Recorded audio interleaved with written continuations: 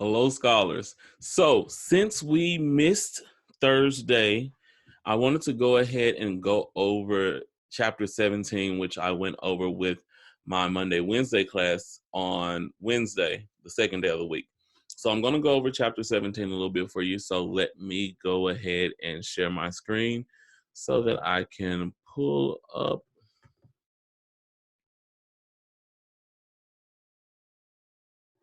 Okay, so guess I should have done that, huh? System preferences, maybe.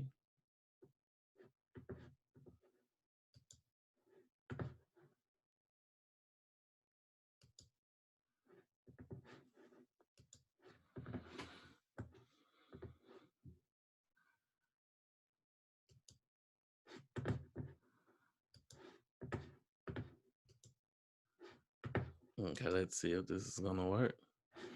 Okay, so hopefully you guys can see my screen. I'm not even gonna go back or edit that or anything. It just is what it is. Lord, look at this.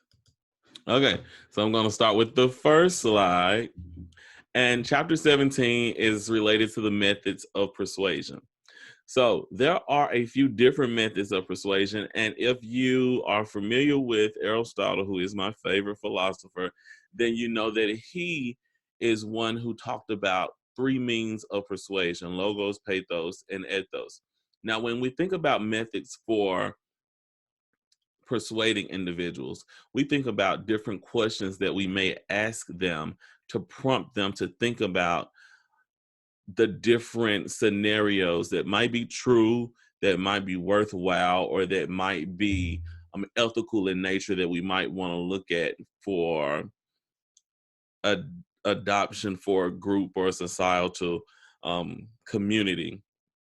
So, one thing that I want to say connected to chapter 16 is that when we're talking about persuasion, we're usually talking about questions of fact, questions of value, or questions of policy. Now, when we're asking those questions, we usually connect them to either a logical argument, emotional appeal, or an ethical argument. Now, if you look at this slide, it says building credibility using evidence, reasoning, and appealing to emotions. If you were to break that down into those three categories, building credibility would be aligned with ethos or ethics. Using evidence and reasoning would align perfectly with logos or logic, and appealing to emotions would align with pathos. So if we go to credibility, which is what Aristotle calls ethos, we're talking about the perception of a speaker's competence and or character. Now let's go back a little bit. When we first started talking about Aristotle, we mentioned that he suggested that there are three things that you need as an ethical communicator: that you have to be honest, you have to have common sense, meaning that you know the subject that you're talking about, and you also have to have what's called a spirit of care, meaning that you care about the well-being of your audience members and how your information is going to impact them. So that aligns with character. When we're talking about competence, we're talking about the idea that you know what you're talking about. When we're talking about character, we're talking about the fact that you're going to be honest and that you're going to actually care about the impact of your information. Ethos, Aristotle's name for credibility, as I just said. Now, there are three different levels of credibility that you may have. Now, prior to the beginning of your speech, you have what's called initial credibility. And initial credibility can come from a number of things. One of those things may be maybe a bio that has been shared, or maybe the word of mouth regarding who you are. Someone may have said, "Oh, do you know Dr. Hudson? He's going to do our presentation. I know him and he's done good presentations in the past," so on and so forth. Another thing that might catch an individual's attention might be whether or not you have a doctorate. Oftentimes it's assumed that if you have a doctorate, then you're more than likely going to be capable of discussing what you got your doctorate in at the very least. So before you actually Do your presentation. There are a number of things that can contribute to your credibility. Word of mouth. If you guys did look at that persuasive video, the video that I included for shortcuts to persuasion, then you will know that authority can often be established by someone else telling your audience members who you are and what you're bringing to the table. So derived credibility deals with what you're presenting your audience at the time of your presentation, their thought process about who you are and your ability to come off as being truthful and competent during your presentation. Now, oftentimes, this is going to be directly impacted by the way that you start. Your attention grabber, however you elect to get their attention in the first few words or sentences that you say after you've gotten their attention, is going to have a dynamic impact on your audience's perception of who you are and your level of credibility. However, there are some instances during which somewhere toward the middle or maybe in the first third section of your presentation, there is a gap or a grace period where you might be able to say something that changes the perspective or the perception of you as a competent speaker. Now, your terminal credibility is what you have at the end. After they've seen you, after they've heard you, after they've listened to whatever you had to say, what are their thoughts about you at that point in time? That's probably what's going to be the lasting impression that they have of you as a communicator. So there are a few things that you can do to enhance your credibility. One thing is to explain your competence. And I've told you guys previously that there are three different things that you might use in order to explain your competence. One might be to share whatever professional experience you have that provides you authority or gives you the know-how regarding whatever the topic is. Two might be academic credentials, whether you have a degree or you've taken a class or you've done a workshop or anything like that that could enable you to have some type of documentation that supports that you have knowledge regarding your topic. The last thing is personal motivation or personal experience. So maybe you don't have a degree and you haven't worked professionally in the field, but maybe you've played basketball for a long time and you just really love the sport and you have a wealth of personal experience in that thing. That would allow you to be able to talk about it at length, and it would help in establishing credibility, building your level of authority in the topic. So another thing that they recommend is that you establish common ground. In the video that I mentioned previously, there is a section on liking, and people typically like people who they have similar things in common with, and or they are working toward a similar goal. So oftentimes you can mention your goals that align with your audience members or your experiences that give you the ability to empathize with them, that might strengthen your level of credibility and your connection with your audience members. Last thing, speak expressively with conviction. I've told you guys before, what comes from the heart reaches the heart. If I feel like you're passionate about the topic, I'm more likely to think that you put in the work and the effort into developing a good sound understanding of the material, and that you're actually going to tell me the truth because you actually care about how it's going to impact me and the topic in general, whatever it is. Here's a short video about common ground.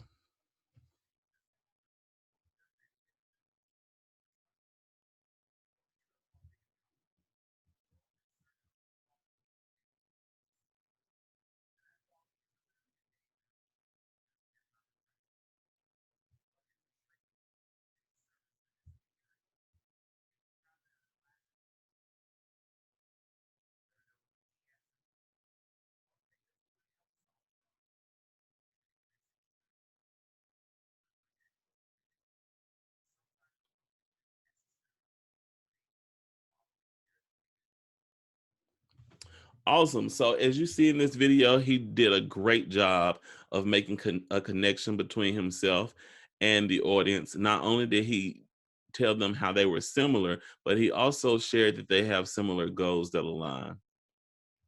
Logos, logical arguments or logical appeals using evidence and reasoning. Now, what's evidence? Evidence is any type of supporting material used to prove or disprove something.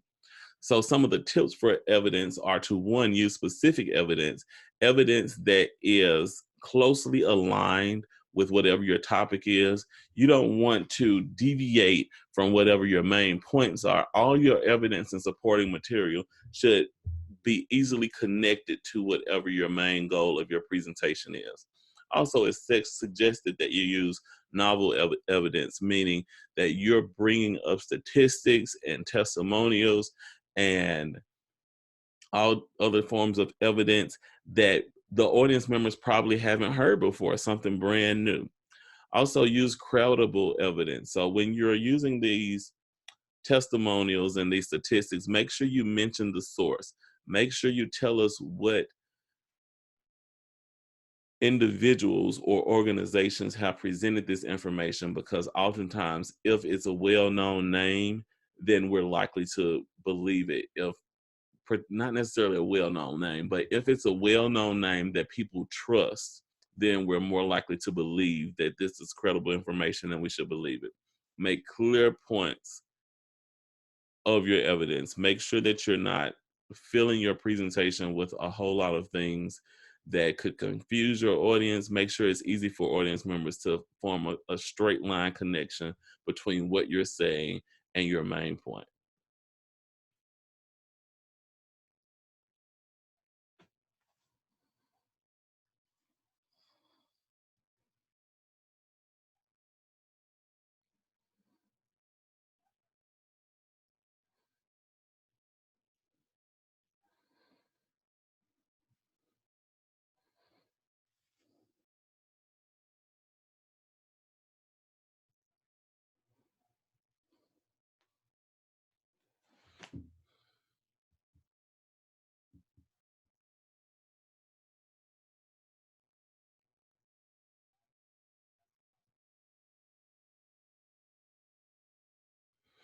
Great. So when we look at reasoning, we're looking at drawing conclusions based on evidence. So you may have discussed a particular situation.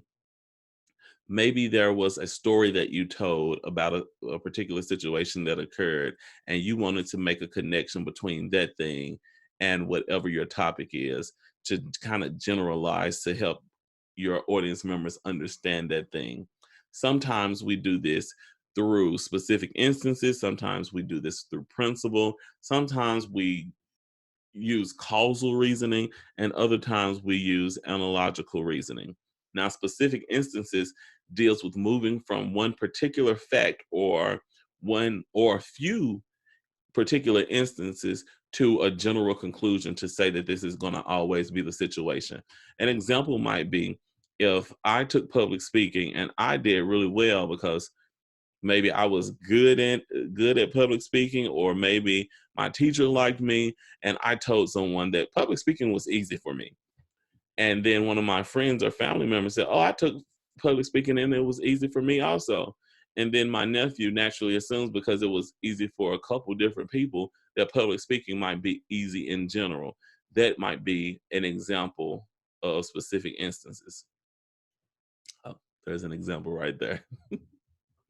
Okay, reasoning from principle is moving from general principle to specific conclusions. It's almost like the reverse of that. So rather than saying that these specific instances give us the knowledge that that's going to be the circumstance in general, we might say, oh, this is something that most people have experienced. So individuals are likely to experience this thing. Example, major premise, all people are mortal, because it's common knowledge that people are mortal. Minor premise, Socrates is a person. Conclusion, therefore, Socrates has to be mortal. And that's not always going to be the case. For example, if we were to say that all teachers are smart, because we just assume that if they have the degrees and they've been vetted as individuals who can teach a subject, that we could just generalize and say all teachers are smart. And then we say that Miss Barnes is a teacher. She was hired by Johnson Community College. And then we come up with the conclusion that Miss Barnes must be smart. And then we get in Miss Barnes's class and we're like, oh, I don't know what happened here, but this doesn't align. So we want to make sure that we're not using faulty reasoning, that we're being mindful that Just because something is common does not mean it's always going to be the case for every individual. Causal reasoning deals with establishing relationships between cause and effect. Our example says that because that patch of ice was there, I fell and broke my arm. Now, while a patch of ice being there could have played a major role in an individual falling and breaking their arm, you also have to acknowledge the other variables. One of those variables may be that you just didn't pay attention or that you were distracted. So it wasn't necessarily just the ice being there, but a combination of factors. Analogical reasoning deals with comparing two similar cases and assuming that what is true for one case is going to definitely be true for the next case. So, suggesting that if you're good at tennis, you're probably going to be good at ping pong is an analogical example of analogical reasoning. But as with the other examples, there's no guarantee that you'll be good at ping pong. It's almost like saying that because you're athletic, you're going to be good at all the sports.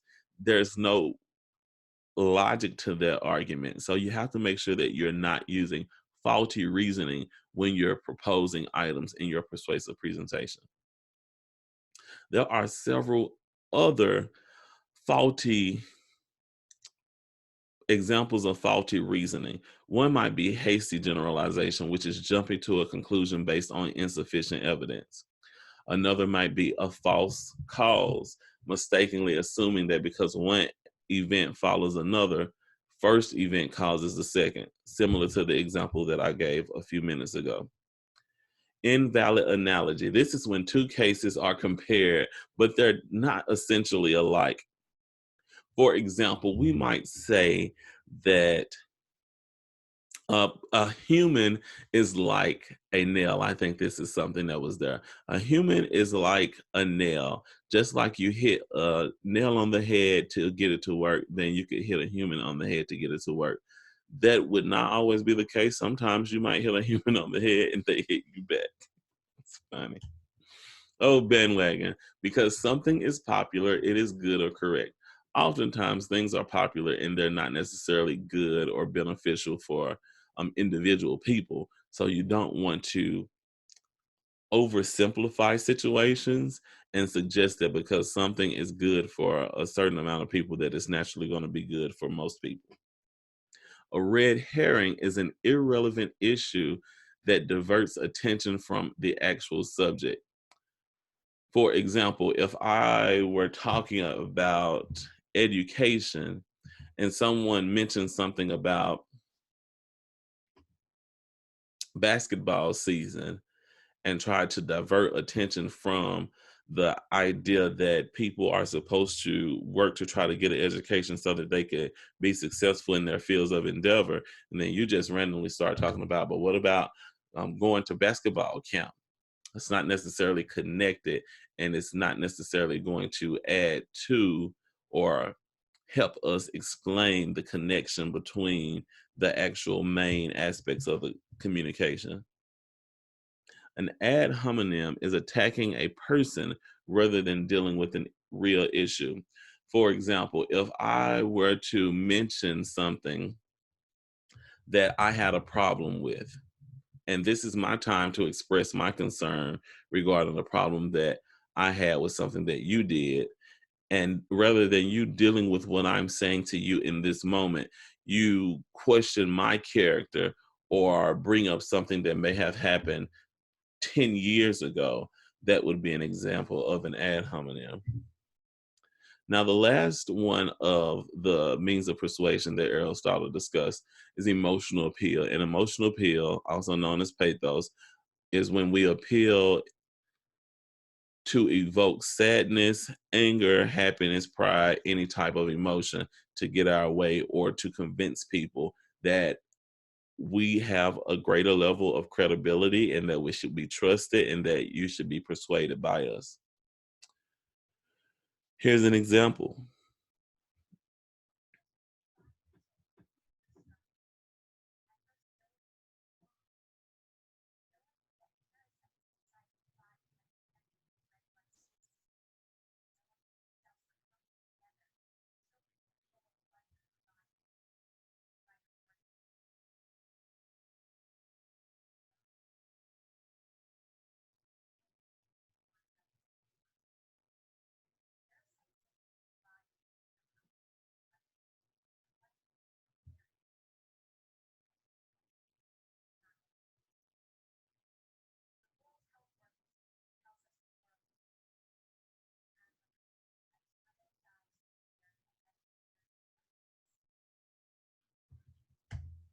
All right, guys, that is my last slide. And I hope that some of the information was helpful. If you have any questions, comments, or concerns, as always, feel free to reach out to me at any time. Have a great weekend.